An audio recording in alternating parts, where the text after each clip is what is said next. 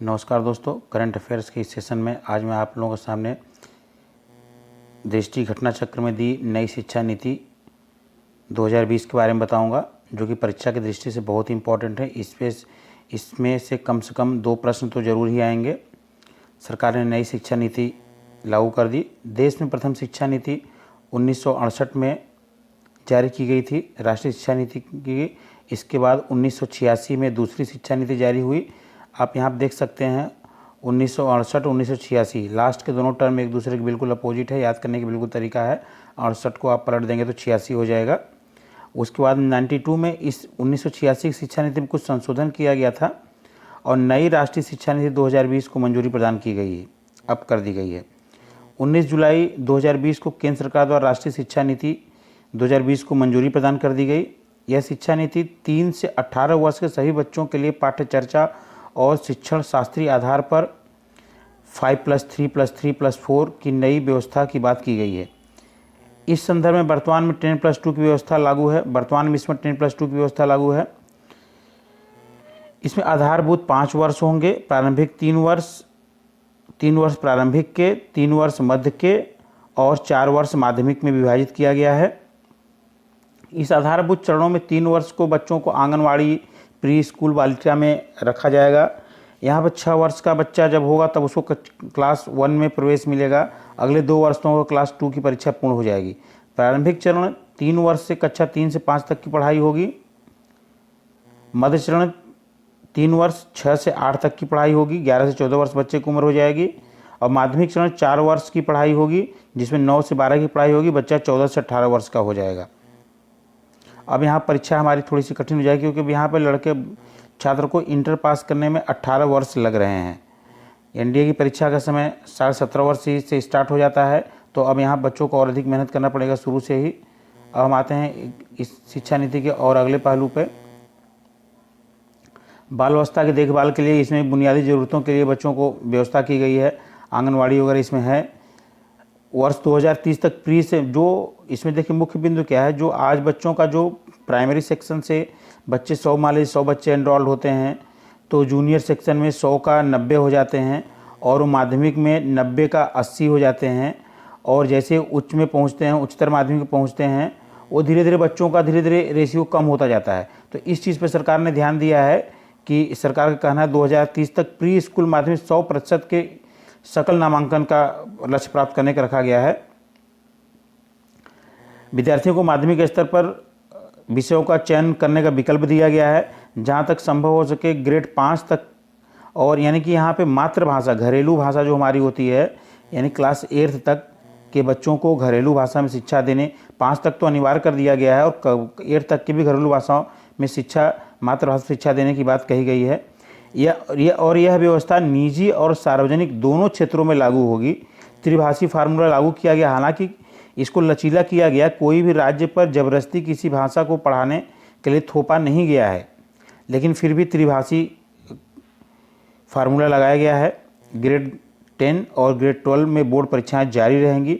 मंत्रालय के एक मानक निर्धारित निकाय के रूप में राष्ट्रीय मूल्यांकन केंद्र परख, बहुत ही इंपॉर्टेंट प्रश्न है, परख का आपको फुल फॉर्म भी आ सकता है एग्जाम में, performance assessment review and analysis of knowledge for holistic development.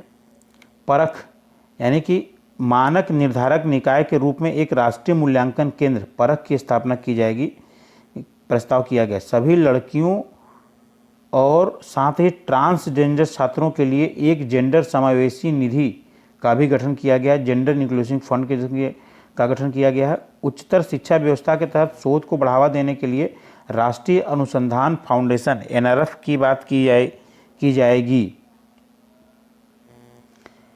इसी तरह आगे देखते हैं,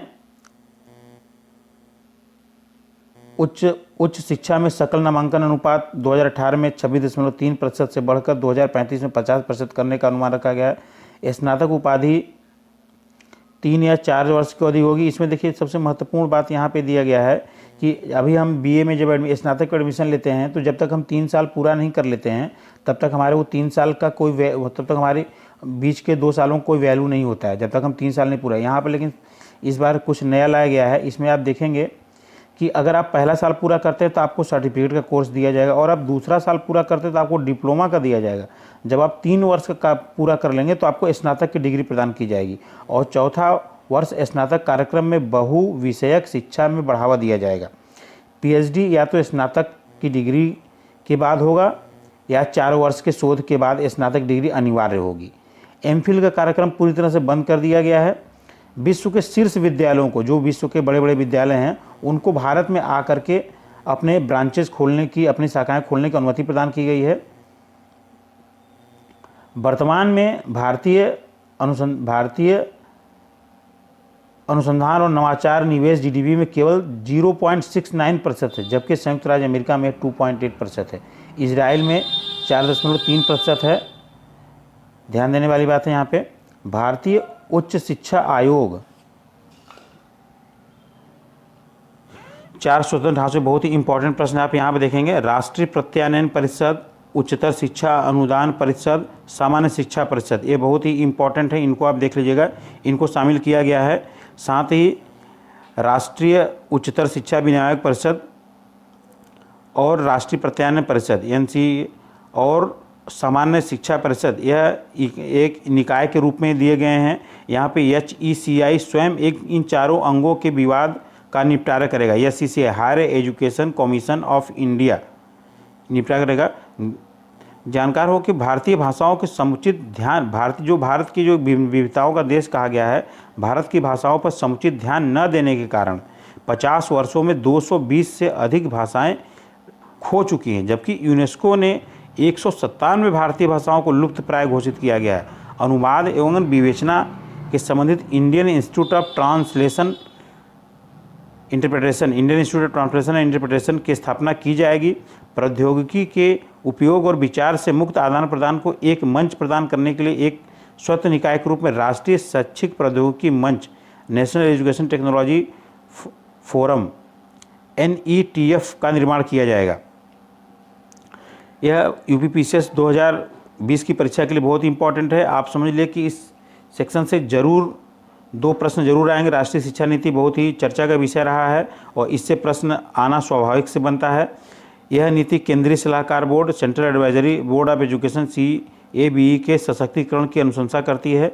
यह नीति इस नीति के तहत मानव संसाधन विकास मंत्रालय को शिक्षा मंत्रालय के रूप में पुनः नामित कर दिया प्रस्ताव करती है। यानी पहले मानव संसाधन विकास मंत्रालय नहीं था, शिक्षा मंत्रालय ही था, लेकिन बाद में इसको मानव संसाधन विकास मंत्रालय बना दिया गया था। लेकिन अब पुनः मानव संसाधन विकास मंत्रालय से शिक्षा मंत्रालय में परिवर्तित कर दिया जा रहा है। इसका लक्ष्य है कि राज्य और केंद्र अपनी GDP का 6% तक सार्वजनिक शिक्षा में सार्वजनिक निवेश को बढ़ावा देंगे।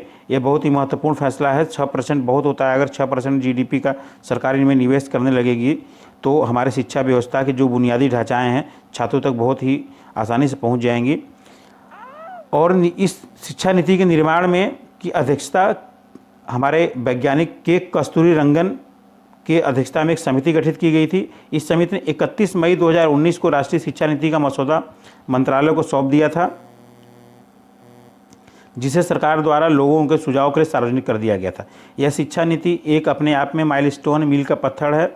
इसके पहले आपने देखा कि हमारी जो पहले शिक्षा नीति आई थी, सर्वप्रथम शिक्षा नीति 1968 में राष्ट्रीय शिक्षा नीति जारी की गई थी। उसके बाद 1986 में दूसरी राष्ट्रीय शिक्षा नीति लागू की गई, जिसमें 1992 में संशोधन किया गया था। और यह एक तरह से कहा जाए तो तीसरी राष्ट्रीय शिक्षा नीति 2020 को मंजूरी प्रदान किया गया था, जिसकी अध्यक्षता हमारे वैज्ञानिक के कस्तूरी रंगन द्वारा गठित एक समिति द्वारा की गई थी।